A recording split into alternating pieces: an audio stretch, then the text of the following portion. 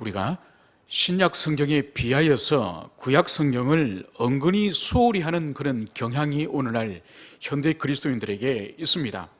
그러니까 구약 성경은 우리와 직접 관련이 없는 유대인들에게 주신 말씀이고 유대인의 역사이고 유대인들의 이야기라고 하는 그런 생각을 가지고 있는 것이죠. 그러나 우리가 잘 생각을 해야 되는 것은 신약 성경은 어느 날 하늘에서 갑자기 떨어진 말씀이 아니라 구약 성경의 연속선에서 신약 성경이 주어졌다는 것을 우리는 잘 기억을 해야 되는 것이죠. 그래서 구약 성경은 신약 성경을 통하여서 구약 성경이 더 밝게 드러나는 것처럼 또 신약 성경은 구약의 밝은 빛에 비추어 볼 때에 신약 성경을 우리가 더 잘 이해를 할 수 있게 되는 것이죠. 예수님께서는 마태복음 20장 28절에서 이렇게 말씀을 하셨습니다. 인자가 온 것은 섬김을 받으려 함이 아니고 도리어 섬기려 하고 자기 목숨을 많은 사람의 대속물로 주려 함이라. 여기서 예수님께서는 많은 사람의 대속물로 주려 함이라, 대속물로 주려 함이다, 이 말씀은 구약의 레위기의 제사제도에 대한 밝은 이해가 없으면 예수님이 대속물로 주신다고 하는 그 의미를 우리가 잘 정확히 이해를 할 수가 없습니다. 그리고 세례 요한을 요한복음에서는 우리 주님이 지나가실 때에 세례 요한이 우리 주님을 향해서 보라, 세상죄를 지고 가는 하나님의 어린 양이로다, 이렇게 외치지 않았습니까? 이때 우리 주님을 향해서 세상죄를 지고 가는 하나님의 어린 양이라 말씀하신 거예요. 이것도 정확히 레위기의 제사의 제물로서 죽임을 당하고 불태움을 당하는 어린 양, 바로 그 주님을 이 레위기의 제사의 그 정확한 이해가 없을 경우에 어린 양의 의미가 뭔지를 우리는 정확히 이해할 수 없는 것이죠. 그래서 구약의 그 밝은 빛이 신약의 진리를 얼마나 우리에게 명확하게 이해해 주는지 그것을 우리가 볼 수 있는 것입니다. 우리는 지난 시간에 레위기의 5제사 가운데 4제사를 토요일날 저녁부터 주일날 새벽 그리고 주일낮 예배 때 그렇게 4제사를 살펴봤습니다. 잠시 다시 우리가 회상을 한다고 한다면은 번제의 특징이 뭐죠? 번제는 제물을 조금도 인간이 손을 대지 못하고 그 제물 전체를 완전히 불태워드리는 그런 제사인 것이죠. 이것은 바로 죄에 대한 하나님의 그 진노에 대해서 우리 인간이 죽을 수밖에 없는 그 하나님의 진노 앞에서 바로 제물을 죽이고 그 죽인 제물을 완전히 불태워서 하나님께 드리는 그것이 바로 진노하시는 하나님의 그 진노를 풀어드리는, 진노를 제거하는 그런 의미라는 것을 살펴봤습니다. 그래서 이 번제를 통하여 하나님과 우리가 화해하는, 죄를 이제는 속하여 주시고 분노하시는 하나님의 그 분노에 대해서 화해하는 그런 기능이 있다고 말씀을 드렸습니다. 여러분, 소제의 특징이 뭔가요? 곡식을 긴 시간 동안에 계속 갈고 빻아서 그것이 고운 하얀 가루, 고운 가루가 될 때까지 계속적으로 곡식을 빻는 그 일이 매우 중요합니다.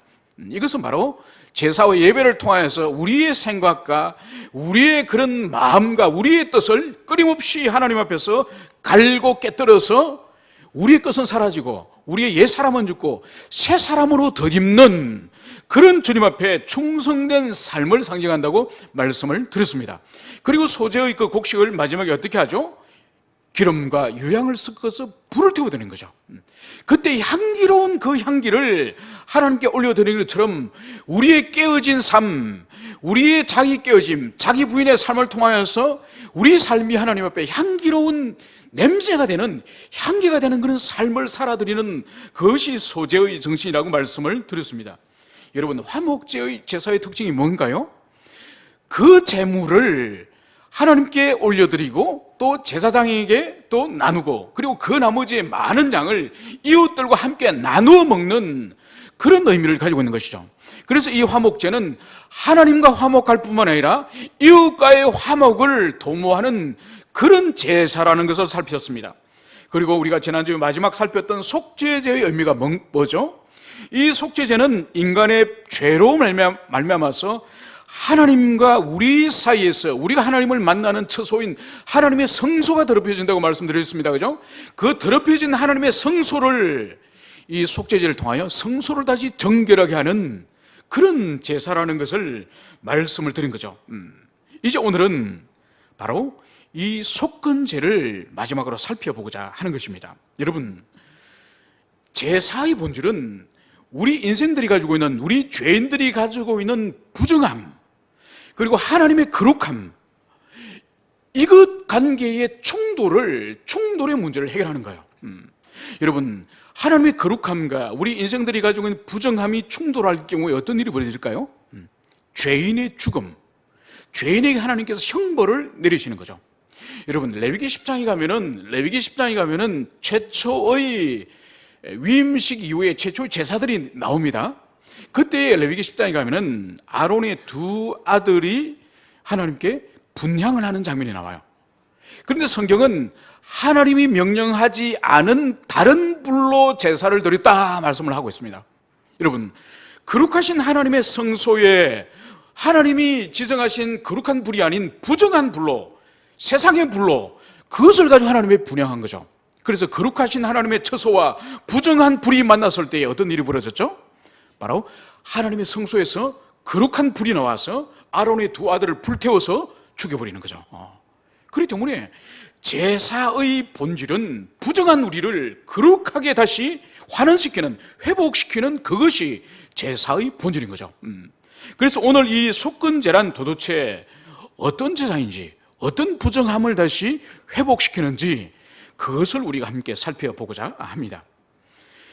우리 성경은 속건제라고 불려주고 있습니다. 속건제. 그런데 이 한문으로 이 속건제라고 이제 번역을 했습니다만, 사실 속건제나 속죄제나 이 중간에 글자 차이가 속죄, 속건, 그죠? 사실 같은 의미예요. 여러분, 속죄제 할 때 죄도 허물죄, 죄죄지 않습니까? 그죠? 속건제 할 때도 건자도 이 허물건자, 죄건이에요. 이거 같은 의미예요, 사실은. 그러니까 우리 한글로 볼 때는, 한문을 볼 때는 이거는 사실 차이가 없는 것처럼 보이지만은, 그래서 우리가 원어를 볼 필요가 있는 거죠. 그래서 우리가 오늘 살필 이 속건제는 아샴이라고 불러요. 아샴. 이 아샴이 어떤 의미가 있습니까? 보상하다, 배상하다 의미를 가지고 있는 거예요. 그렇기 때문에 이 속건제를 정확히 번역을 한다면은 오히려 배상제, 보상제, 이것이 더 오늘날 우리가 이해하기로는 더 정확한 번역이라 할 수 있는 거죠. 우리가 지난주에 살폈던 속죄제는 이거는 하타트예요. 하타트. 이 의미는 뭔가 하니까 죄를 씻는다, 죄를 정결한다, 그런 의미예요. 그러니까 우리 성경에서는 속죄제와 속건제가 다 죄나 근이나 허물과 죄를 의미하는 그런 거지만은 히브리 의미는 전혀 다른 거예요. 죄를 씻는다, 하나는 보상한다, 배상한다, 그런 뜻을 가지고 있는 것이죠. 그래서 오늘 우리가 살필 이 속건제를 드리는 목적은 뭘까요? 그것은 바로 오늘 15절에서 그것을 정확히 속건제의 목적이 뭔지를 말씀하고 있으니, 바로 여호와의 성물에 대하여 부지중에 범죄했을 경우, 그리고 여호와께 신실하지 못함으로 이웃의 재산에 대하여 손해를 끼쳤을 경우에 바로 이때에 속죄하고 드리는 제사가 바로 속건제다, 이 말씀을 여기서 하고 있습니다. 그래서 이 속건제의 이 두 가지, 바로 하나님의 성물에 관하여 죄를 범했을 때, 그리고 우리 이웃의 지체의 재산, 재물에 대하여 손해를 끼쳤을 때 바로 드리는 제사가 바로 속건제다, 이 말씀을 여기서 하고 있는 거예요. 여러분, 그러면 속죄제와 이 속건제는 죄를 속한다는 의미, 죄를 속한다는 의미에서는 똑같습니다. 그런데 이 차이는 뭘까요? 이 속건제나 속죄제는 모두 다 죄를 속한다는 의미에서는 똑같은데 도대체 그러면 차이는 뭘까요? 그것은 바로 속죄제는 그 죄가 돌이킬 수 없는 죄예요. 다시는 돌이킬 수 없는 죄에 대해서 속죄제를 드리지만은 속건제는 다시 돌이킬 수 있는, 다시 환원할 수 있는 그런 죄에 대하여서 바로 속할 때에 속건제를 드리는 거죠. 예를 들어 보겠습니다. 실수를 하여서 과실로 사람을 죽여버린 거예요.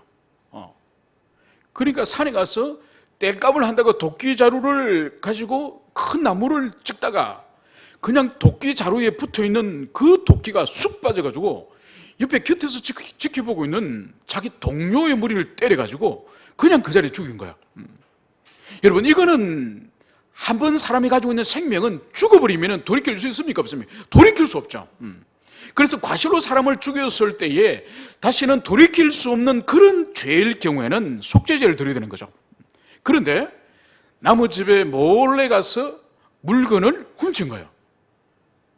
사흘 후에 주인에게 들켰습니다. 잡혔습니다. 아직도 그 물건이 자기 집 장롱에 숨겨져 있습니다. 이때는 어떻게 하면 됩니까? 이때는 그 물건을 돌려주면 되는 거죠. 물론 오늘 속건제에 따라서 5분의 1 가치를 더해서 돌려줍니다. 그래서 5분의 1을 더해가지고 돌려주면 되는 거예요. 그 물건 있는 그대로 돌려주면 되는 거예요. 그래서 물질로 다시 보상을 할 경우에 잃어버린 가치를 다시 환원할 수 있기 때문에 이것은 속건제로 드리는 거죠. 그래서 다시 돌이킬 수 없는 죄에 대해서는 속죄제로 드리지만은 다시 보상하고 환원할 수 있는 그런 죄 문제에 대해서는 속건제를 드린다는 그것을 여러분들이 이해를 하시기를 바랍니다. 자, 그러면 구체적으로 이 속건제를 언제 드리는지 이제 구체적으로 살펴보도록 하겠습니다. 오늘 15절에서는 여호와의 성물에 대하여 부지 중에 범죄할 때에 이 말씀을 여기서 기록을 하고 있습니다. 먼저 우리가 여호와의 성물이 뭐냐, 여호와의 성물에 대해서 부지 중에 범죄한다는 것이 뭐냐, 이것을 우리가 살펴보겠습니다. 여러분, 여호와의 성물이 뭔가요? 성물은 말 그대로 거룩한 물건입니다. 그죠? 그러니까 하나님의 소유로서, 하나님의 것으로서 하나님께 구별되어 있는 그런 거룩한 물건을 말하는 것이죠. 레위기 27장에서는 이 여호와의 성물이 뭔지를 예시를 하고 있습니다. 이것은 하나님께 이미 제사의 제물로 드려진 그런 짐승들, 그러니까 성전에 하나님께 제사를 드리려고 가져왔던 그런 양이나 염소나 소나 비둘기나 이런 짐승들이 거룩한 성물이 되겠죠. 그리고 하나님께 이 짐승만 드립니까? 짐승 말고도 곡식으로 드리죠, 그죠? 그러니까 첫 이삭, 그리고 하나님께 드린 초태생, 이런 것들이 하나님의 성물이라고 할 수 있는 것이죠. 그리고 또 자신이 하나님께 서원하여서 바친 자신의 집이라든지 밭이라든지 뭐 이런 것들은 하나님의 성물이라 할 수 있습니다. 그리고 하나님의 이 성막과 성전 안에서 하나님을 예배하는 데 사용되는 거룩한 도구들이 있지 않습니까? 그죠? 법궤라든지 떡상이라든지 또 떡상 위에 올려져 있는 12개의 진설병이라든지 그리고 향단이라든지 또 촛대라든지 이런 것들이 하나님께 예배드린 거룩한 성물이라고 할 수 있는 것이죠. 오늘날로 치면은 하나님의 성물이 뭘까요? 오늘날은 이 예배당이 하나님의 거룩한 성물이라 할 수 있죠.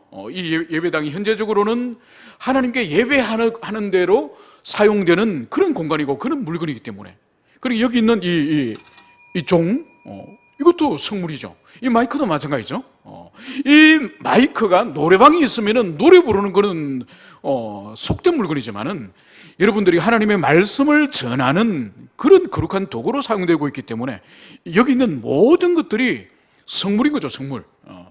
그래서 이 성물에 부지 중에 범죄하였을 때 이 말씀을 오늘 속건제를 드려야 되는 첫 번째의 조건을 말씀을 하고 있습니다.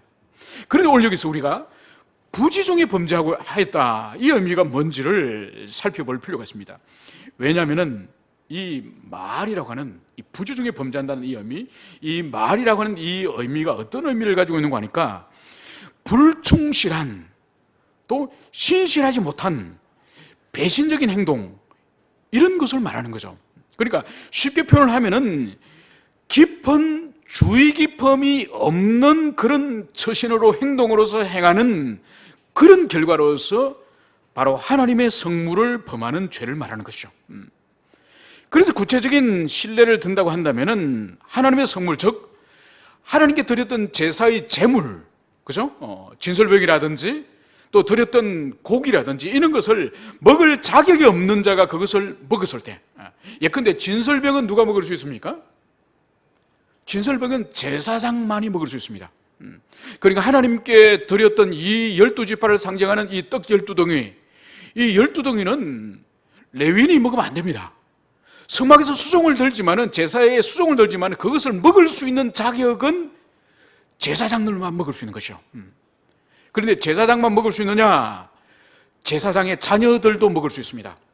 그리고 제사장 집에 일하는 식솔들도 먹을 수 있습니다. 그런데 먹을 수 없는 사람이 누구냐? 제사장 집에서 살다가 시집간 딸 먹을 수 없습니다.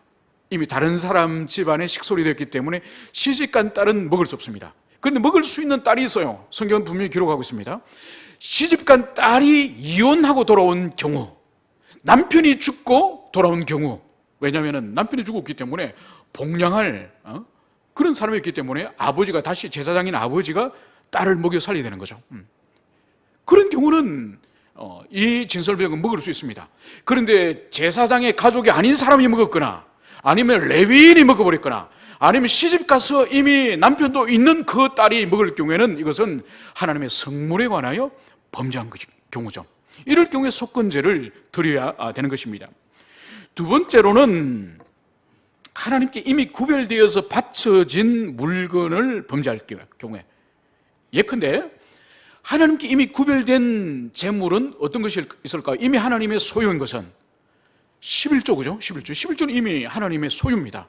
그리고 짐승의 초태생, 그러니까 새롭게 짐승 가축을 키워가지고 그 짐승이 처음으로 낳은 짐승, 그러니까 소를 키워서 그 암소가 처음 낳은 송아지, 그죠? 그리고 염소가 처음 낳은 송아지, 양이 처음 낳은 양새끼, 이 초태생은 다 하나님의 것이죠. 그리고 하나님께 또 밀이나 보리를 추수했을 때에 첫 이삭을 하나님께 제물로 드리지 않습니까? 그죠? 첫 이삭, 이것을 하나님께 드려야 되는데 그냥 자기가 그냥 취해버린 거죠. 그러니까 초태생의 소나 또 양이나 염소나 그것을 하나님께 마땅히 드려야 될 것을 그냥 자기가 소유 삼고 자기가 취해버린 거죠. 그리고 처음 이삭을 거둔 그 첫 이삭 같은 경우에도 하나님께 드리지 않고 그것을 자신이 취해버리는 거죠. 여러분, 요즘은 도시 안에서 그런 광경이나 풍습이 없습니다만, 시골에는 옛날에 시골에는 이제 농사를 짓고 밭농사를 짓고 텃밭에도 또 채전밭에서 이렇게 곡식이나 채소를 키울 때에 거기에 이제 고추를 심는다든지 아니면 호박을 심지 않습니까? 거기 호박이 이제 달리면은 조그마한 이제 애기 호박이 딱 그 찌개 끓여 먹기 딱 알맞는 정도의 그런 호박이 자라면은 어머님 권사님이나 할머님 권사님이 어떡합니까? 딱 따가지고, 자, 이거 우리 밭에서 올해 처음 달린 호박인데 이거 우리 먹으면 안 된다. 자, 교회 갖다 드리라. 그래서 처음 달린 그것은 하나님께 드린다 그래가지고 교회로 보내는 거죠. 물론 그것을 교회 사택으로 보내면 사모님이 찌개를 이제 호박찌개를 이제 끓여 드시긴 하겠죠, 그죠? 그러니까 오래 전부터 우리 조상들 같은 경우에도 우리가 농경 문화에서 우리가 기독교 신앙을 받아들이기 때문에 처음 난 그런 야채들이라든지 그 밭의 곡식들을 하나님께 드리는 것을 아주 즐거워했습니다. 이거는 매우 좋은 그런 간섭이죠. 그래서 하나님께 이미 구별되어서 바쳐져야 될 11조라든지 곡식이나 짐승의 초태생, 이런 것을 바로 자신이 취하였을 경우에 그것은 속건제를 드려야 되는 그런 제사의 대상이라는 것이죠. 여러분, 성경 가운데서도 마땅히 하나님께 구별되어져야 될 그것을 사사로이 취한 그런 사건들이 있습니다. 여러분들이 기억하는 하나님의 소유를 취한 사건이 성경 가운데 어디에 나와 있습니까? 구약과 신약에 각각 나오는 거죠. 구약에는 여리고 성을 이제는 빼앗을 때에 많은 사람들이 함성을 지르면서 그 성으로 달려 들어가서 이제는 그 성에 있는 사람들을 다 살육하고 성을 정복할 때에 바로 아간이라고 하는 사람이 그 성 안에 있는 보물을 보고 탐을 낸 거죠. 바로 금덩이 하나와 또 은덩이 하나와 또 신할산 아름다운 외투 한 벌, 아마 그 외투가 아주 탐스러웠던 모양이죠. 그래서 이 세 가지를 아간이라고 하는 그 사람이 그것을 몰래 자기 그 천막 밑에 땅을 파고 감춰둔 거죠. 결국은 이 한 사건을 통해서 여리고성 다음에 아이성을 이제는 공격해야 되는데 그곳에서 큰 패배를 당하고 말았습니다. 그 원인을 찾아서 확인해 보니까 바로 아간이라고 하는 그 사람이 하나님께 마땅히 바쳐야 할 그 재물, 물질을 자신이 취한 것이었죠. 그래서 그와 그 가족 모두가 돌로 쳐 죽임을 당하고 불태움을 당합니다. 그리고 신약 안에서는 또 어떤 사건이 있었습니까? 그것은 바로 사도행전에 나오는 거죠. 그죠? 사도행전에 바로 하나님께 마땅히 드려야 될 그 물질에 관해서 바로 어떤 일이 일어납니까? 하나님께 사도가 헌금을 드리는데 이 물질이 너의 모두냐? 그렇게 사도가 물었죠. 아닙니다. 달을 어떻게 제가 바칩니까? 절반은 우리 애들 공부도 시켜야 되고 저희들도 먹고 살아야죠. 그래서 50%는 주님께 바치고 50%는 저희 가정이 쓰려고 남겨뒀으면 이렇게 말하면 될 텐데, 그죠? 그런데 어떻게 합니까? 아나니아 삽비라 부부가 성령을 속이고 말죠, 그죠? 성령으로 속입니다. 다른 것이 아니라 정직하지 못함으로 말미암아서 성령을 속여서 내 이것이 모두입니다. 모두가 아니면서 모두입니다. 그렇게 속이는 거죠. 결국은 아나니아 삽비라 두 부부가 다 죽임을 당하는 것이죠. 이런 경우는 특별한 그런 구속사적으로 특별한 사건이긴 하지만은 마땅히 하나님께로 드려야 될 것을 드리지 않고 자신이 취하였을 때에 바로 그런 끔찍한 일이 일어났음을 성경이 가르쳐 주고 있습니다. 바로 이 모든 일들이 속건제를 드려야 되는 그런 일이라는 것을 성경은 말씀을 하고 있습니다. 오늘 여기서 저희들이 살펴볼 오늘 이 말이라고 하는 이 의미, 이것은 바로 불충실한, 신실하지 못한, 그리고 부지 중에 바로 이러한 범죄를 하였음을 보여주는 그런 단어입니다. 그래서 이 말이라는 이 단어는 이 본질이 뭔가 하니까 하나님 앞에 불충실한, 신실하지 못한 이 본질적인 의미는 뭔가 하니까 경외해야 될 하나님, 경외해야 될 그 하나님 앞에 주의 깊음 없는 삶을 보여주는 거야. 주의 깊음 없는 삶을. 여러분이 여러분의 가장 가까운 여러분의 자녀들이나 아니면은 여러분의 배우자에게 어떤 부엌에 있는 물을 한 잔 갖다 주십시오. 아니면은 저기 있는 뭐 내 핸드폰을 갖다 주세요. 이러면 집안에서 보통 어떻게 합니까? 그냥 뭐 가볍게 가져와서 그냥 줍니다, 그죠? 그냥 줍니다. 그런데 여러분들이 왕조 시대 때, 여러분들이 우리가 조선 시대 때나 고려 시대 때 우리가 산다고 칩시다. 그런데 우리는 궁궐 안에 뭐 환관이나 내십니다, 그죠? 그런데 임금님이 불러서 저기 있는 부철 좀 가져와라. 부철 좀 갖다 다오. 아니 벼루를 갖다 다오. 뭐 책을 갖다 다오. 그러면은 우리가 가장 친밀한 우리의 가족들이나 친구들이 갖다 주듯이 이렇게 탁 이렇게 줍니까? 그럼 죽죠, 그죠? 죽음입니다. 차이는 뭔가요? 똑같은 물건을 가족이나 친구가 갖다 달라고 하는 것은 이렇게 주는 거랑 임금님이 가져다 달라고 하는 거랑 똑같은 물건을 가져다 달라고 그러지만은 차이가 뭔가요? 가져다 달라고 하는 대상의 차이야. 상대방이 친구냐? 상대방이 왕이냐? 거기에 따라서 이렇게 줄 수도 있고 아니면 머리를 숙여서 이렇게 바쳐야 되는 경우도 있는 거죠. 그것이 바로 뭔가 하니까 하나님의 성물은 그것을 성물되게 하신 분은 바로 하나님이세요. 거룩하신 하나님이세요. 그렇기 때문에 성물을 대하는 태도, 성물을 다루는 태도, 그것은 하나님을 대하듯이 하나님과 관계 가운데서 그 성물이기 때문에 그렇게 우리는 주의 깊게 그것을 다뤄야 되는 거죠. 결국은 이 성물의 이 본질은 바로 뭔가 하니까 하나님과 관계되는 언약의 관계 안에서 성물이 존재한다는 거예요. 그래서 여기서 말이라고 하는 이 단어는 바로 성물답지 않게 다루는, 불신실하게, 불충성스럽게 다루는 그것을 여기서 보여주는 거예요. 여러분, 성경 가운데서도, 구약 성경 가운데서도 하나님께서 분명히 성물로서 분명히 지정한 질서가 있는데 그것을 어긴 사람들이 있습니다. 바로 사울 왕이나 우시아 왕 같은 사람이 바로 그 사람이죠. 그래서 하나님께서 왕직에 대해서 사명을 주셨고 제사장에게 주신 사명이 있는데, 이 사울 왕과 우시야 왕은 두 사람의 공통점이 뭔가 하니까 왕으로서 해서는 안 되는 제사장의 직분을 그 사람들은 범한 사람이에요. 사울은 사무엘 선지자가 도착하기 전에 마음이 다급하여서 사무엘 선지자가 와서 하나님께 제사를 드려야 될 텐데 그것을 기다리지 못해서 조급한 마음에 자신이 제사장이 되어서 하나님께 제사를 드리고 말았습니다. 우시야 왕 같은 경우도 마찬가지죠. 마땅히 하나님의 제사장이 하나님께 분향을 해야 되는데 이 우시야 왕은 매우 정치를 잘하였고 내치를 잘하였고 또 외교와 국제적인 그런 아주 치적을 가지고 있는 그런 왕이에요. 그 사람이 교만해지니까 왕으로서 해서는 안 되는 제사장으로서 하나님께 분향해야 되는 향을 드리는 그 일을 우시야 왕이 한 거죠. 그래서 성전에 들어가서 분향을 하다가 문둥병이 걸려있고 말았던 것이죠.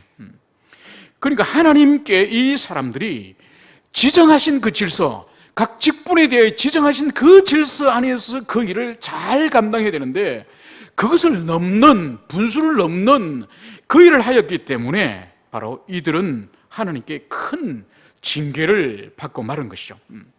여러분, 사실 인간 사회에서 일어나는 대부분의 문제들은 두 가지입니다. 두 가지.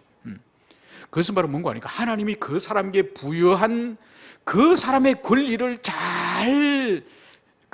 잘 감당하기보다는 그 권한을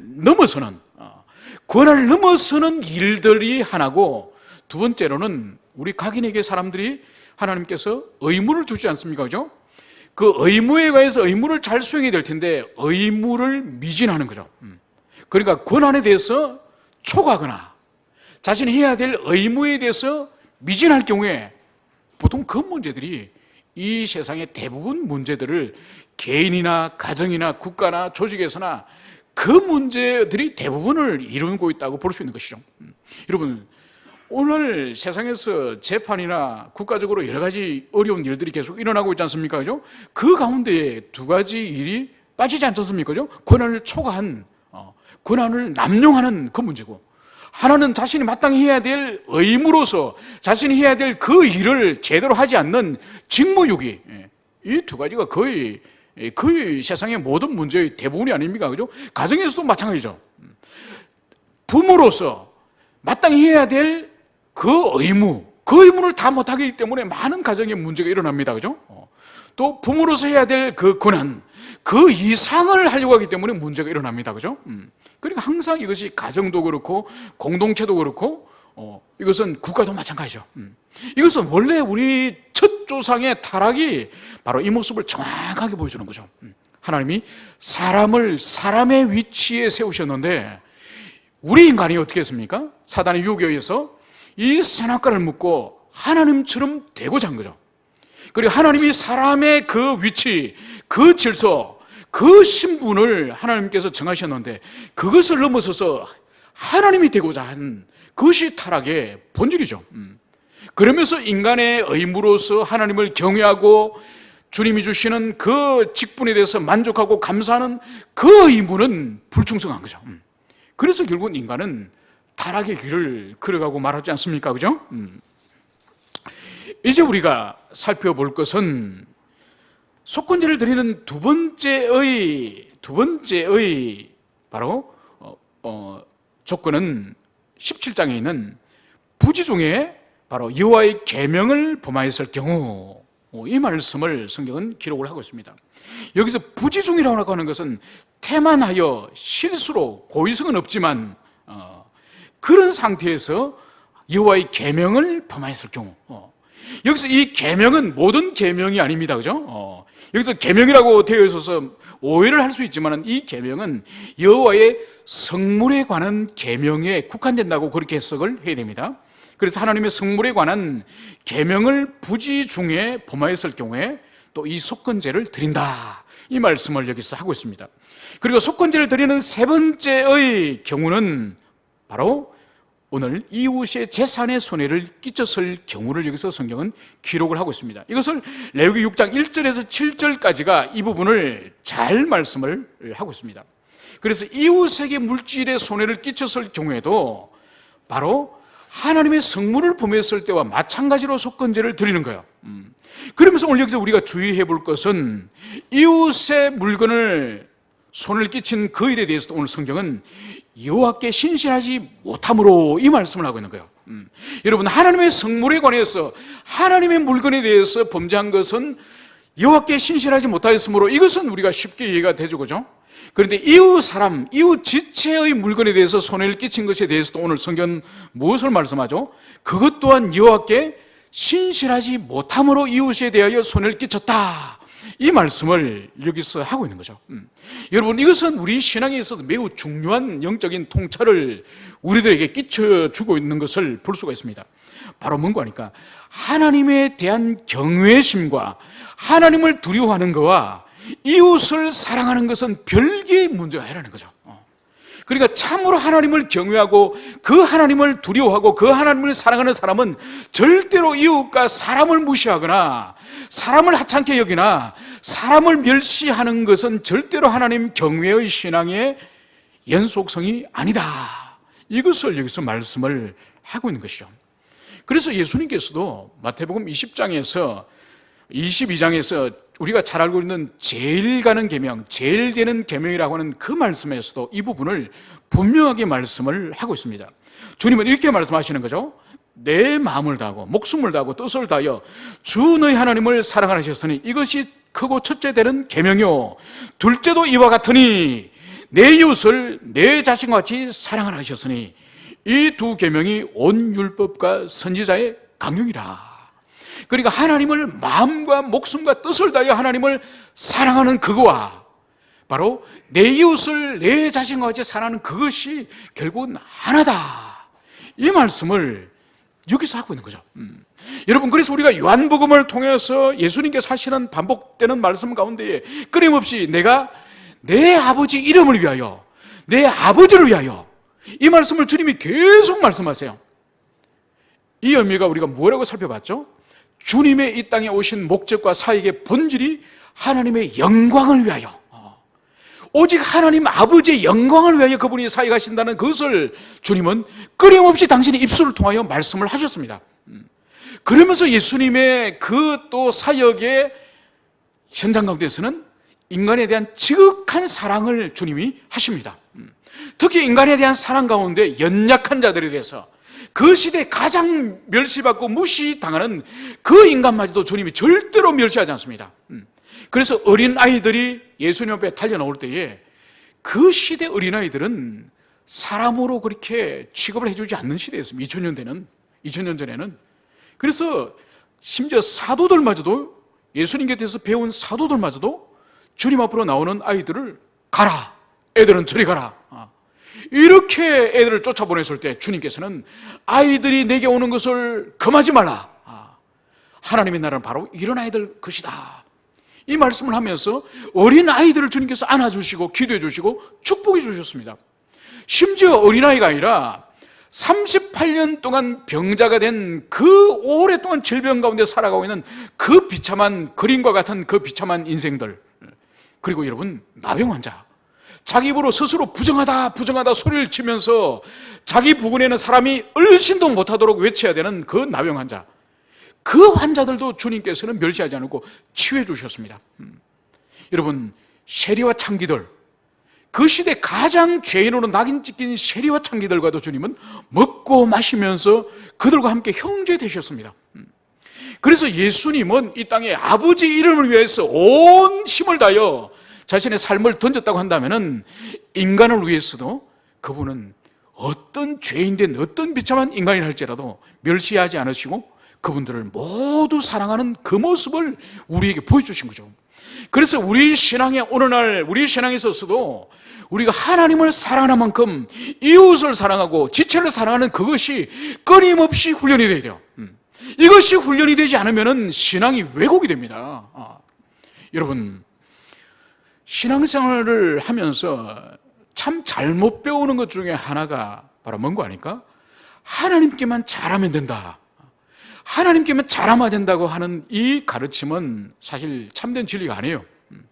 예수님의 가르침에 의할 경우나 구약의 여호와의 가르침에 의할 경우나 10계명 가운데서도 4계명이 하나님에 관한 계명이지만은 6계명이 사람에 관한 계명, 이웃에 관한 계명이요.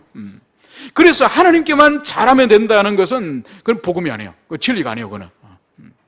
그러니까 오늘 우리가 배우는 이 속건제의 본질이 바로 뭔가 하니까 하나님을 향해서 사죄함을 얻고 하나님께 참여를 할지라도 거기에 더 필요한 것이 바로 뭔가 하니까 인간과의 관계에서 손해를 끼쳤거나 인간에게 해를 끼쳤을 경우에 그것을 보상하는 그것이 복음이다. 그것을 우리가 배우는 거예요.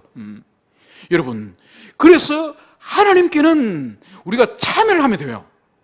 오늘날 이 시대는 하나님께는 참여를 하면 되지만은 오늘날 이 시대에도 사람에게 상처를 주거나 사람에게 손해를 끼친 그 일은 사람에게 가서 사과를 할 뿐만 아니라 보상을 해야 돼요.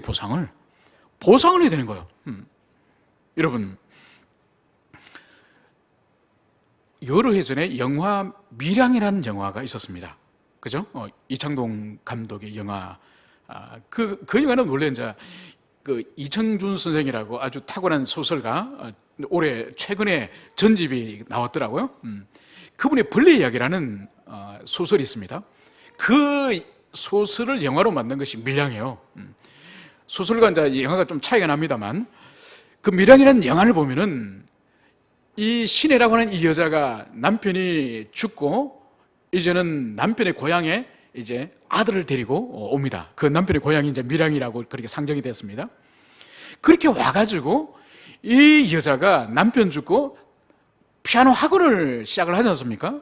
그러면서 사람들에게 남편이 없고 그러니까 자기가 위축될까봐 괜히 돈 있는 척 뻑입니다.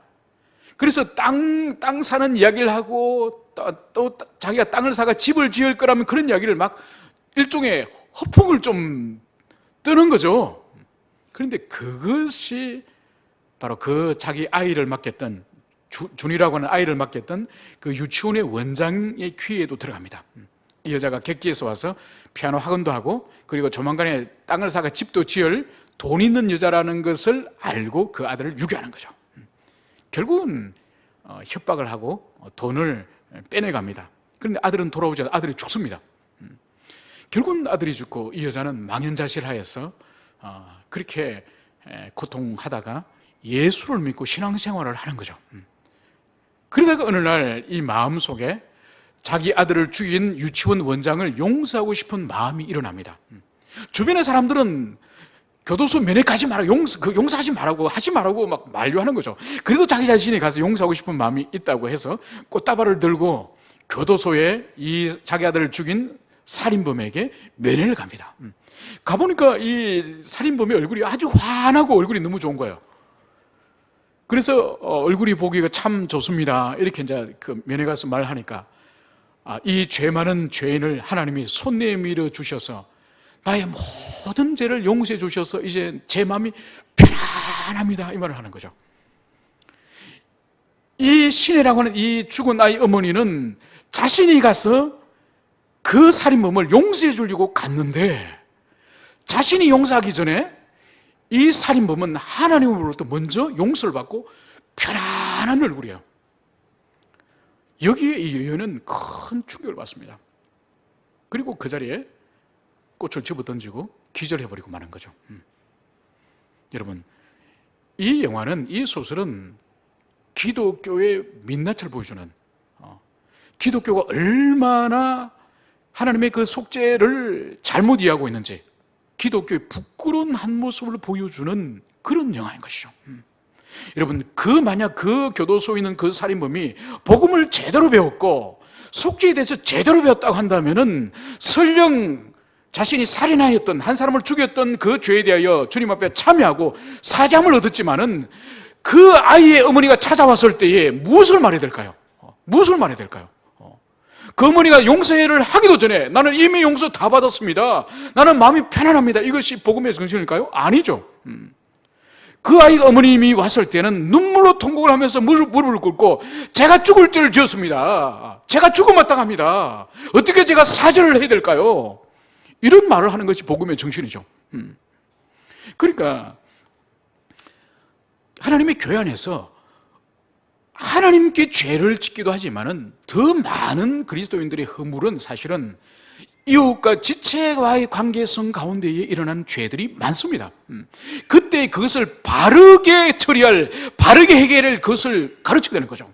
그래서 인간이 죄를 지었으면 하나님께 반드시 참회를 해야 됩니다. 참회를, 그죠? 그 참회가 진정성을 가진 참회되고, 두 번째로는 그 자신의 범죄를 통하여 사람에게 상처를 주거나 지체에게 상처를 줬다고 한다면은 그 사람에게 찾아가서 합당하게 사과를 하든지, 응분의 대가를 어떤 책임을 지든지, 아니면 물질을 배상하든지 사람에게 해야 될 바를 마땅히 해야 되는 거예요. 그런데 사람에게 마땅히 해야 될 것을 가르치지 않고 하나님께만 참여하면 된다고 가르치는, 그것은 온전한 복음이 아니에요. 온전한 복음. 그러니까 밀량이라고 하는 그 영화에서 보여주는 부끄러운 민낯을 정확하게 작가는 지적을 하고 있는 것이죠. 그러나 또 성경은 또 다른 아름다운 모습을 성경은 보여줍니다. 누가복음 19장을 가면은 예수님께서 여리고로 들어가실 때에 그 성에 살고 있는 삭개오라는 사람의 이야기가 누가복음 19장에 나옵니다. 그런데 이 삭개오라는 이 인물은 키가 작고 모여있는 군중이 많기 때문에 예수님을 구경하려고 보려고 하다가 바로 주님을 보지 못해서 뽕나무 위에 올라갑니다. 그래서 뽕나무 가지 위에서 주님을 바라보고 있는데, 마침 주님이 지나가시다가 눈을 주님께서 하늘로 드시고 삭개오를 향하여 쳐다보시면서 삭개오야, 내려오너라, 내가 오늘 너희 집에 유하리라, 이 말씀을 주님이 하시는 거죠. 주님은 다른 말씀을 전혀 안 하셨습니다. 삭개오야, 내려오너라, 내가 오늘 너희 집에 유하리라. 바로 주님의 이 말씀에 대하여서 삭개오가 어떻게 반응하죠? 즐겁게 주님을 영접하고 맞이하였다고 말씀합니다. 그러면서 삭개오 입에 놀라운 고백을 합니다. 뭘 고백을 하는가 하니까, 나의 재산의 절반을, 이 절반을 가난한 자에게 나눠주겠습니다.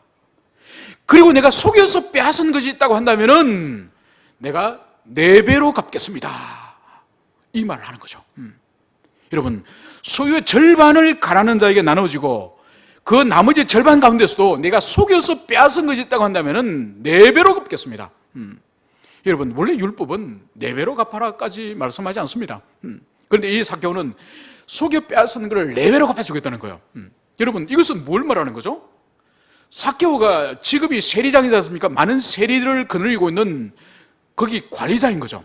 그러니까 그의 사실 재산이라고 하는 것은 늑탈로, 탈취로 사실 그 재산이 모은 것이 아니겠습니까? 그죠? 그런데 그것을 4배로 갚겠다고 하는 것은 주님께 이제는 내 물질을 다 저는 포기하겠습니다. 내 재산을 다 포기하겠습니다. 자기 재산에 대해서 완전 포기를 선언하는 거예요. 포기를. 여러분, 삭개오의 이 말에 대해서 주님의 응답이 뭘까요? 오늘 이 집에 구원이 이르렀다. 바로 이 사람도 아브라함의 자손이다. 이 말씀을 하는 거예요. 여러분, 그 시대 사람들에게 세리장이나 세리라고 하는 사람들은 구원이라는 말과는 너무 먼 사람들이죠. 그 사람들은 민족 반역자들이거든요. 민족 반역자들. 민족을 수탈해가지고 로마의 일부분 세금을 내고 나머지는 자기가 다 가지는 민족 반역자들이에요. 그런데 오늘 예수님께서 이 사람이 아브라함의 자손이다, 이 사람에게 오늘 구원이 임하였다, 이것은 놀라운 충격적인 그런 선언이 아닐 수 없습니다. 그럼 도대체 왜 오늘 주님께서는 삭개오에게 구원을 선언하였고 아브라함의 자손이라는 것을 선언했을까요?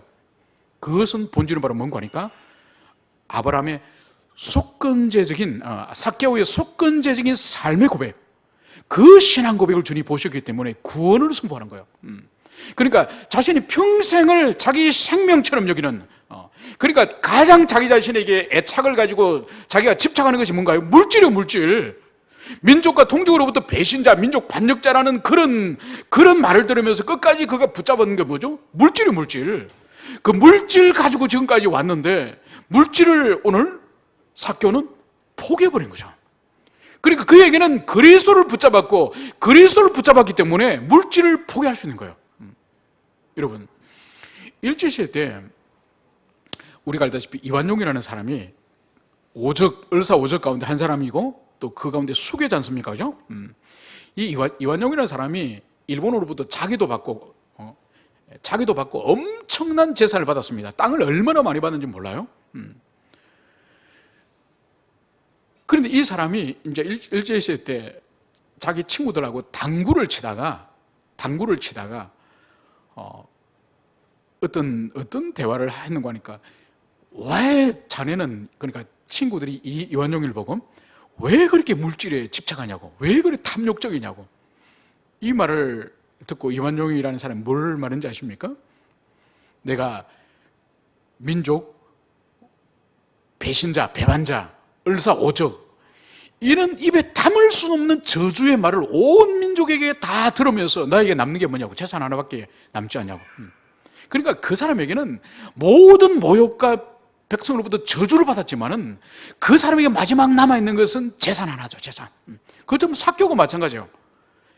여리고 사람들이 모두에게 원성과 저주의 삶을 살지만은 그 사람에게 마지막 하나를 붙들고 있는 것은 삭개오에게 재산인 거죠. 그런데 그 재산을 절반을 50%를 가난한 자에게, 나머지도 자신이 빼앗은 게 있으면 4배로 갚겠다. 그것은 재산을 포기한다는 의미예요. 그것은 삭개오 본인이 속건제의 삶을 이제는 내가 살겠습니다, 이 고백을 한 거죠. 그것은 그리스도를 붙잡았다고 하는 그것을 상징적으로 삭개오의 고백 가운데 보여주는 거죠. 그렇기 때문에 주님께서는 그 삭개오에게 구원을, 이 집에 구원이 임하였다, 이 구원을 선포하는 거죠. 여러분, 오늘 이 속건제를 이제 6장에서는 구체적으로 어떤 경우에 속건제를 드리게 되는지 그 사유들을 몇 가지를 말씀을 하고 있습니다. 바로 이웃이 맡긴 물건이나 전당물을 속여서 취한 경우, 이것이 뭔가 하니까, 옛날에는 은행이 없지 않습니까? 그죠? 은행이 없기 때문에 집에 귀한 보물들이나 귀한 물건이 있으면은 멀리 여행을 갈 때에 이것을 이웃 사람에게 맡기고 갑니다. 이웃 사람에게 맡기고 먼 지방으로 출타를 하고 돌아오는데 분명히 맡겼는데 갔다 와서는 맡은 적이 없다, 입을 싹 닫고 그걸 삼켜버리는 경우, 이런 경우를 말합니다. 그리고 두 번째로는 도둑질을 하거나 착취하고도 이를 부인한 경우. 그러니까 고대시대 때는 어떤 경우가 있습니까? 자신이 가지고 있는 땅이나 재산이 없기 때문에 하루하루 품꾼으로 살아가는 그런 사람이 있습니다. 그래서 열흘을 일시키고 나서 임금을 열흘 후에 계산할게, 이렇게 약속을 하고 나서 열흘을 일시키고 나서, 아니 자네가 언제 열흘 전부터 일했어? 우리 집에 닷새밖에 일을 안 했잖아. 증거 있어? 증인 있어? 이러면서 닷새 임금을 떼먹는 경우, 그런 경우를 말하는 거죠. 그리고 남의 물건을 줍고도 사실을 부인하거나 거짓 맹세한 경우, 길에서 어떤 보물을 줍거나 값비싼 물건을 다른 사람이 잃어버린 것을 주었습니다, 그죠? 그것을 자기가 챙긴 거죠. 그것을 돌려주지 않는 거죠. 그런데 어떤 사람이 그것을 가져가는 것을 본 적이 있다고 증언합니다. 그런데 자신은 그것을 부정하기 위해서 여호와 이름으로 맹세컨대 그것을 내가 준 적이 없습니다, 이렇게 거짓 맹세를 하는 경우, 이런 것들이 모두 속건제를 드려야 되는 그런 경우다, 이 말씀을 여기서 하는 거죠. 그러면서 이것 또한 여호와께 신실하지 못함으로 이웃에게 범죄하는 거다. 바로 하나님과 언약 관계 안에서 자신이 신실하지 못함으로 같은 언약 안에 있는 형제들의 물건을, 형제들의 소유를 그렇게 늑탈하는 거다, 이 말씀을 여기서 하고 있는 거죠. 그래서 이 속건제는 결국은 바로 제사장이 지정한 가치, 바로 잃어버린 그 손실을 제사장이 지정하는 그 가치에 따라서 이제 합당한 순양을, 그 순양을 이제 제물로 드립니다. 그리고 피해를 입은 손실에 대해서는 5분의 1을 더하여서, 그러니까 120%죠, 그죠? 5분의 1을 더하면은 120%를 더하여서 그렇게 갚는 것이죠. 이것이 속건제를 보상하는 그런 방법이라고 할 수 있습니다. 이제 우리가 살펴볼 것은 신약시대 때, 오늘날 이 교회 시대 때 우리들에게 속건제는 어떤 의미가 있는가, 이것을 우리가 살펴보도록 합시다. 우리는 그리스도 예수의 십자가의 완전한 대속을 통하여서 5 제사가 모두 완성되었다는 것을 알고 있습니다. 다시는 번제나 소제나 화목제나 속건제나 속죄제나 이 제사를 다시는 우리가 교회에 와서 그것을 제사를 드리지 않습니다. 그래서 속건제도 우리는 다시는 순양을 잡아서 그 피를 뿌리고 그 양을 불태워드릴 필요는 없습니다. 그리스도께서 완전한 속건제를 주님께서는 치르셨기 때문에 더 이상 제사는 필요하지 않습니다. 그런데 우리에게 필요한 것은 뭐냐?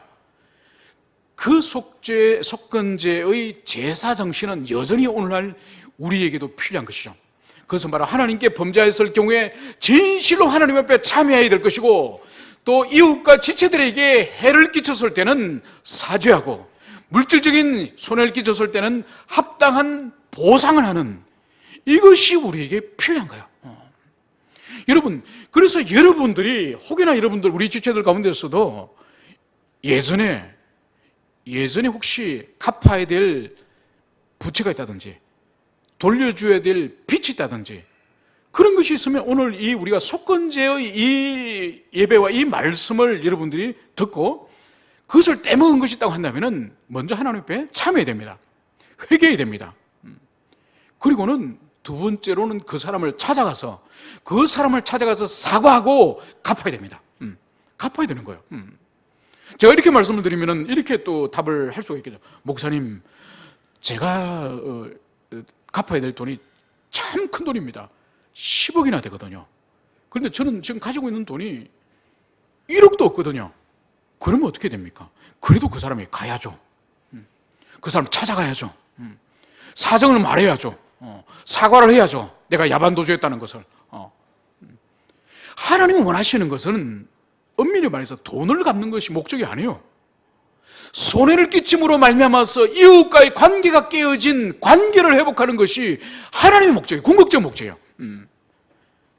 그래서 물질을 배상함으로 말미암아서 관계를 회복하자는 그것이 하나님의 뜻이기 때문에 나에게 만약 돈을 떼먹고 내가 만약 야반도주하고 내가 만약 손해를 끼쳐서 더 이상 갚을 능력이 없다 하더라도 그 사람을 찾아가서 사죄를 하고 사과를 해야 되는 거예요. 여러분, 사도 바울이 그것을 정확하게 가르쳐주는 것이 빌레몬서예요. 빌레몬서. 여러분, 사도 바울이 로마 감옥 안에서 오네시모라고 하는 죄인 동료를 만나지 않습니까? 그죠? 그래서 그 죄인 동료 오네시모에게 복음을 전합니다. 그리고 오네시모가 깊이 그리스도를 만나고 변화가 되는 거예요. 그러면서 과거의 자신의 죄를 사도 바울에게 고백을 하지 않습니까? 그죠? 그 고백의 내용이 뭔가요? 자신은 골로새 출신인데 그 도시 빌레몬이라는 사람 집에 종이었는데 그 집에서 내가 돈을 훔쳐가지고 이 로마로 도망갔습니다. 자신의 과거의 죄를 고백합니다. 그죠? 그런데 바울은 깜짝 놀란 거죠. 왜냐하면 이 빌레몬이라고 하는 이 오네시모의 주인이었던 이 빌레몬은 바로 골로새에서 자신이 복음을 전해서 가르친 제자였거든요. 그래서 이 오네시모에게 바울이 어떻게 고민하죠? 너가 감옥을 나가서는 너가 그 집의 물건을 돈을 훔쳐왔으니 그래도 그 집에 다시 돌아가서 빌레몬에게 사과를 해라. 너가 이제 나의 복음의 동력자가 되어서 내가 너와 함께 동력을 해야 될 텐데 나와 함께 동력하기 전에 너가 먼저 해야 될 일은 너의 주인 빌레몬을 찾아가서 돈 훔친 그 일을 사과를 하고 와라. 여러분, 그 시대는 노예였던 종이 도망가는 그 일만 하더라도 붙잡히면 죽어요. 사형을 당해요. 그런데 주인의 물건을 훔쳐간 그 종은 거의 반드시 죽입니다. 그럼에도 불구하고 사도 바울이 너의 주인을 찾아가라. 그리고 사죄를 하라. 그리고 오네시모에게는 빌레몬에 갚을 돈이 없는 거예요. 갚을 돈이 없어요. 그래서 오늘 오네시모 편에 이 사도 바울이 편지를 쓰면서 뭐라고 써죠? 만약 빌레몬 자네가 손해본 돈이 있다고 한다면 내가 나중에 갚겠다.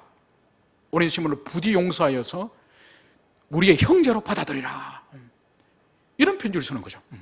그것이 바로 뭔가 하니까 속건제의 정신을 오네시모에게, 이제 자유인이 된 종 오네시모에게 속건제의 정신을 가르치는 거죠. 이게 복음이에요. 이게 복음.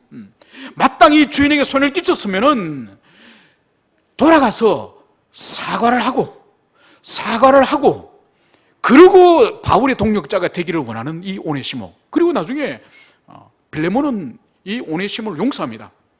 그래서 이후에 교회 역사를 보면은 교회 역사 가운데 들려오는 전송에 의하면은 골로새의 이 도시의 감독이 나중에 빌레몬이 됩니다. 빌레몬이 감독이 된 이후에 빌레몬 다음 감독이 누구냐? 바로 도망노예 오네시모가 이 골로새 도시의 교회 감독이 되는 거예요. 그러니까 이 빌레몬과 오네시모는 화해한 거죠. 이 속건제 정신을 따라서 인간적으로 볼 때는 감히 돌아가서 주인에게 사죄할 수 없는 그 사과를 하고, 이 사과를 하는 이 종 오네시모를 복음 안에서 너그러이 받아들여서 형제로 받아준 거죠. 그래서 그 도시의 감독이 이 두 사람이 돌아가면서 감독이 된 거죠. 이것이 속건제가 주는 복음 정신, 그리스도의 이 십자가 대속이 주는 이 복음 정신이에요. 우리에게 이것이 필요한 거예요. 그래서 우리가 오늘 이 예배를 드리면서 다섯 제사를 우리가 이제는 마치게 되는데, 번제가 우리에게 주는 그 의미가 무엇이라고 말씀드렸죠?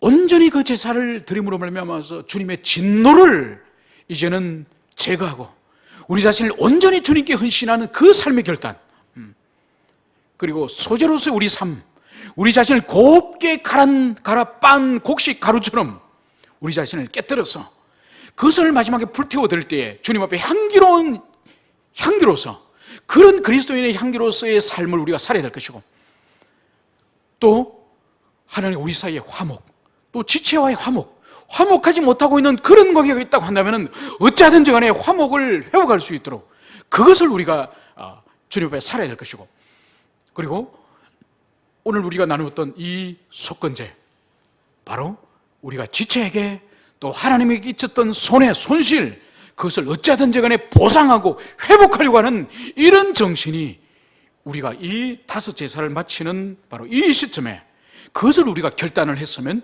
좋겠습니다. 그래서 우리가 매주 주일 예배를 드릴 때마다 이 주님의 이 십자가의 죽으심을 통하여 이 신약 예배, 이 예배 안에 이 다섯 제사 이 정신이 계속적으로 우리의 가슴과 우리 심령에 역사하는 그런 우리 예배가 되었으면 좋겠습니다. 한 영혼도 이런 예배로부터 우리가 소외되는 그런 영혼이 없도록 이 다섯 제사의 정신이 끊임없이 우리의 심령을 주장하는 여러분들이 되시기를 간절히 축원을 드립니다. 함께 우리 기도하도록 합시다.